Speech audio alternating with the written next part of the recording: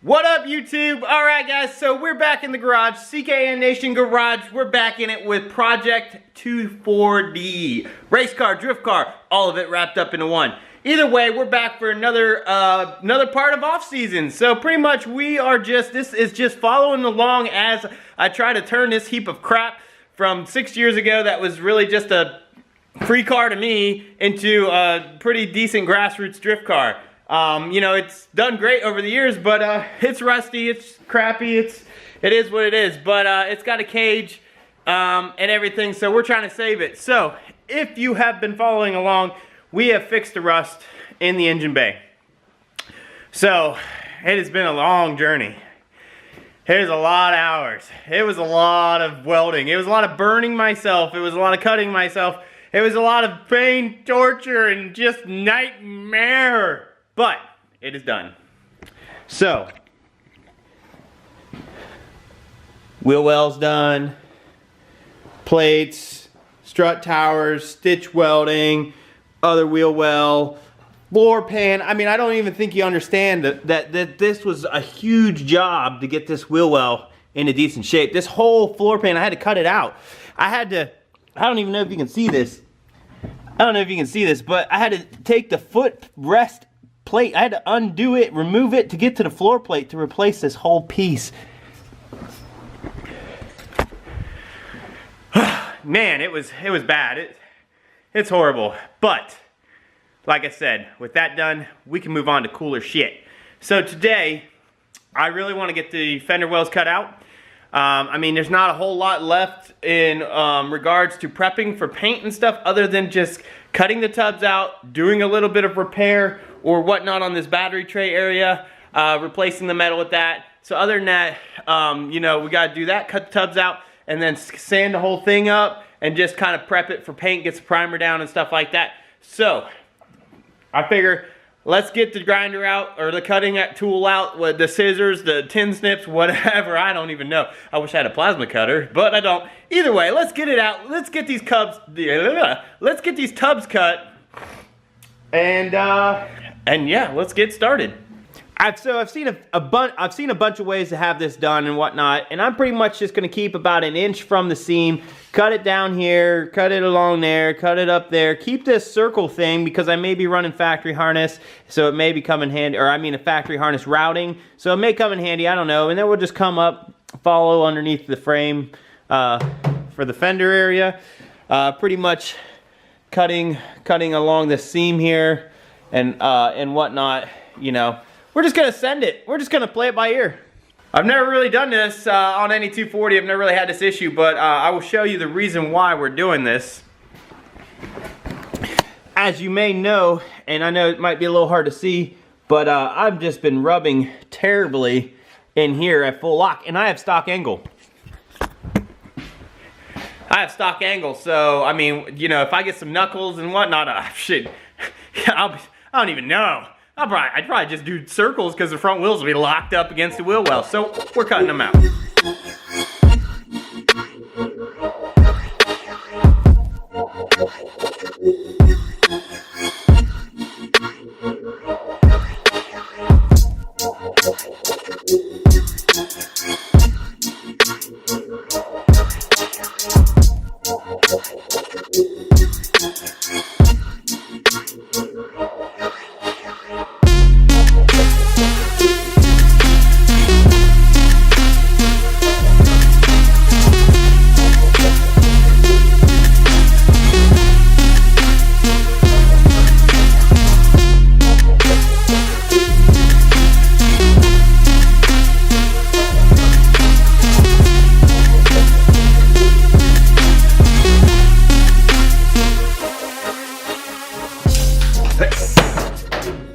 Oh yeah!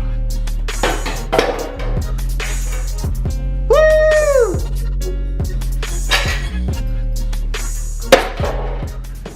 Alright, so we got one cut out. That's awesome. That was pretty easy. Let's get the other side done. Boom! Alright guys, so since you just watched me cut the other one, we're just gonna fast forward this and let it be done. And there we go. We have both of them cut out. I kept a little area over here and on this side so I could run the fuse boxes and stuff and the harness and everything and still have a little area for them to sit. Just like it was if I decide to keep them in there. I have to admit, I was a bit nervous. I was a bit hesitant to cut those out and everything like that, but honestly, I just sent it. Just cut them out, whatever. I ain't worried about it.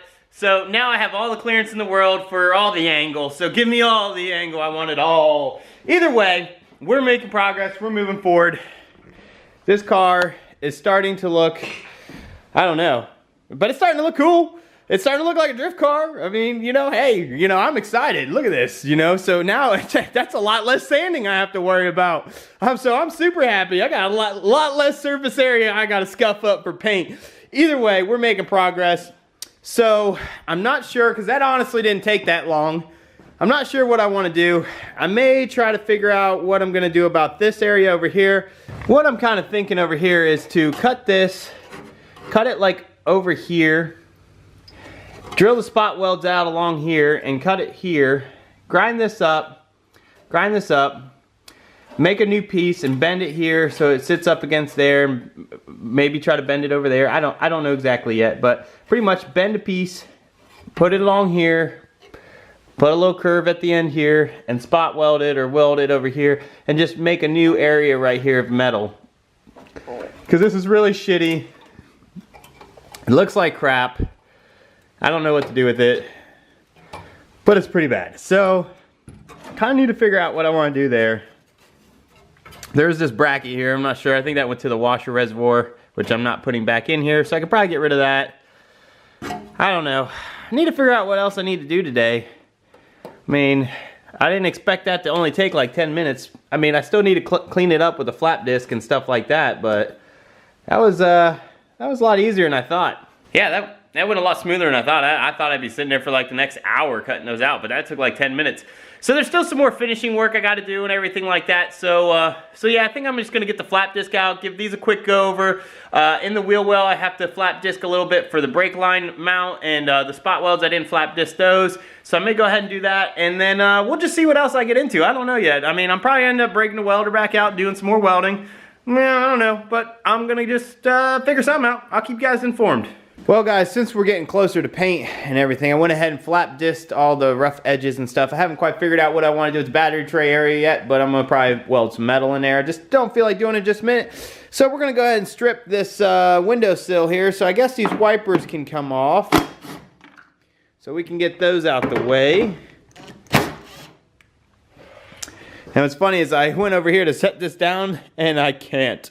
I mean, I guess I could set it right there. Hopefully it doesn't fall, but I kind of forgot for a second. I just cut the wheel well tubs out. So yeah, we're gonna get these wipers off of here, maybe. There we go. There's one.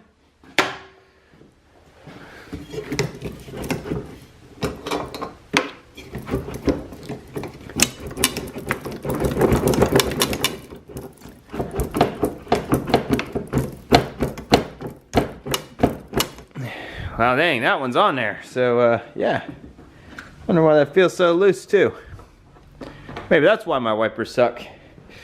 All right, let's readjust. Let's come over here and see if we can't get this thing off. Oh, yeah. That's what we need to do. Get some vibration in there. There we go. She was just corroded on there. She wanted to come off. That's right. Alright, so we'll get that window tray out and everything so that when we go to paint, we don't have to worry about that. And yeah, I'm in awe about how this car is just turning out now. Now we got the rust repaired and the fenders cut out and everything. I mean, it's really looking like a drift car, and I just can't wait to see what this thing looks like with some paint. You know, it's like, it's not going to be perfect. It's still rusty. I mean, it is what it is, but at least we salvaged it. We've pieced it back together. We've given it some more life to keep it on the track. So yeah, you know, I'm really excited to see what this thing will look like. You know, I'm just trying to envision it with some paint, and then, you know, the good old SR20 right there. But yeah, so I'm gonna get this windowsill out and just keep messing around with little stuff. All right, guys, so I cut that all out and everything, the rusty piece, and I made this little patch panel thing. You know, it's not perfect. It is what it is. I think it'll work out pretty well. I don't know if you can see this, but basically it's gonna butt up in here, something like that. So yeah, you know, I'm gonna get the welder out and I'm gonna weld this in, and you know, that'll fix the battery tray issue, and it should look a lot better. I know it's kind of awkward to show you while I'm holding everything, but you kind of get the idea. I'm gonna get everything set up. I'm gonna lay some tacks on here and everything, and then once you kind of see how it is, you'll kind of get the picture. But yeah, just a simple little, you know, couple 90s little cuts. I think it'll work out perfect just to put a little piece there in case I use that area. So yeah, we're gonna get that done.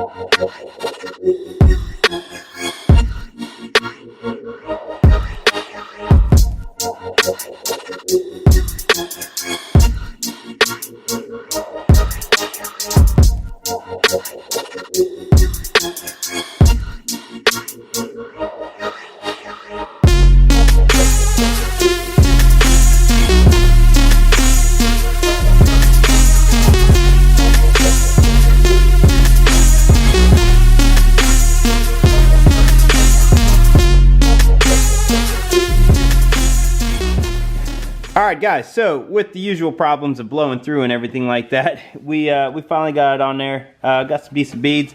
She's nice and strong. She's on there. I mean, it's just 22 gauge, so you know it's gonna have a little bit of wiggle to it. But that's pretty much, you know, how the factory one is too. So I figured instead of using 16 gauge, I'd use 22. It'd be about the same strength. Just threw in you know, some beads right here. Threw in some beads right there, a little bead right there, and then tried to get some tacks along here, which were really hard because I couldn't clean up the surface very well. Either way, it'll work, it'll do the job. It looks a lot better than that rusty piece of crap that was there before. So I'm very happy with the way that looks. You know, we can leave that once it's painted and everything. It'll look a lot nicer. So yeah, I cleaned up the seams here, so I'm gonna have to stitch weld that and everything, and then I'm gonna have to do the same thing over there. But that's gonna close out this video. It's been pretty successful. We got the tubs cut out, we got the battery tray fixed, we got some other little knickknacks done and everything. Hopefully you guys enjoyed it, and you know, like I said, now that the rust repair is pretty much done, we're moving towards cool shit. So, you know, case in point, we have a drift car looking thing right here, and she's almost ready for some paint. I mean, you know, a couple little things left, and you know, then we'll just start scuffing her down. I'm gonna have to figure out a way to get this back outside. It's gonna need washed again. It's filthy. It's got welding dust. It's got grinding dust. It's got everything all over it. So yeah, I'm gonna have to figure out how I'm gonna do that. But I wanted to share with you guys because, and this is something I bought, and if you need one, I'd recommend this so far, because today I got tired. I've been using a Harbor Freight welding mask for like 8 years. You know, I got it with my first flux core, cheap 90 amp Harbor Freight welder, and then I got my MIG set up, and I just kept using it. And you know, that's just, I don't know if it's just because I was stuck in my ways or what, you know, but you know, I just never upgraded, I never replaced it. It seemed to work, so I just, you know, if it ain't broke, don't fix it. But I'll tell you, it was getting annoying. So this whole welding, all this stuff, it started getting really annoying because I couldn't see. I constantly had to use the light and everything. So I was looking at welding masks. I don't have it in my budget right now for $200 for a nice Lincoln or anything else. I was looking at these one, like Supreme XL, everybody was saying was really good, around 90 bucks or something like that. But then I came across this on Amazon. So this is I think a Tack Life, Tack Life. It's a Tack Life helmet. And believe it or not, this looks just like the Supreme XL. It's got the 4 sensors. It's got the same adjustments inside and everything. It's got the same adjustment type stuff inside, headgear and everything. I'm very impressed with it. Today's the first day welding with it. I'll tell you, I don't know why I didn't. I mean, this was $18. It's like $17.50. Why didn't I look earlier? Oh my God, this thing is way better than the Harbor Freight helmet I've been using for years. Now, I'm not saying the Harbor Freight's newer helmets probably are maybe better than the one I had, but I will tell you, this Tack Life helmet, this little $18 helmet right here, this thing is what I is what I needed. Like, I just couldn't believe it. I don't even know if I can get this back down. I threw it up here because I was pissed at it. But this old Harbor Freight helmet up there, it's done. That's going to be like a backup spare helmet. Someone need to borrow a helmet or something. That's what that's going to be for. But this Tack Life helmet for $18, I couldn't believe it. I'm amazed. I'll put the link down in the description if you're interested. Like I said, I paid with my own money. It's $18. If you need a cheap beater welder helmet, something you can just throw around in the truck, whatever, not really worry about, shit, give it a shot. Try it out. See if you like it. I don't know. Maybe I don't know anything, but I'll tell you, it was a night and day difference coming from my old Harbor Freight helmet to that helmet. It's just so much clearer. The transitions are way better. I can actually see the weld puddle better and actually see where I'm going. Before, I'd run off onto the panel instead of doing the lap joint because I couldn't see where I was going because it was just too dark, not dark enough. It was bad, but I really like this helmet. I'm impressed. Either way, I'm rambling. I just wanted to give you that little opinion on that helmet because today was the first day using it, and I just wanted to share with you guys my opinion on it. I'm signing off. Thanks for watching. Please like, share, and subscribe to the video. Stay tuned for more cool shit with this race car wannabe thing that we call a drift car. I don't know, but yeah, it is what it is. I'm excited. I'm so excited the rust is fixed. We are moving forward. We are moving on. We got stuff to do. I mean, look at this thing. Don't mind the tripod, but look, she is looking mean. I mean, this is looking like a drift car now. I mean, I don't even know. I'm just so happy. I'm so excited. We're so close to getting this. I just picture it with a primer, please. Oh, before I forget, I don't know how to do polls. I'm going to see if I can put one in this video. Either way. Actually, not even, maybe I'll do a poll. If I don't do a poll, please comment down below some color choices. Okay, I'm thinking, I was gonna surprise you, but I'm thinking purple. Because my wheels are purple, I kinda like the white and purple. I have an exterior paint scheme, I kinda had an idea, but I was thinking purple with maybe some white splashes, and then clear coat with maybe some glitter or something in the clear coat to add some hot boy factor, something a little flashy, I don't know. But if you have another suggestion, I want it to be flashy. I don't like red. I don't want yellow, but I want it to be bright and I want it to grab attention. You know, I don't know why, but I'm thinking like, I wish I could show you the color of these wheels. It's called Illusion Purple, and the camera just doesn't pick it up.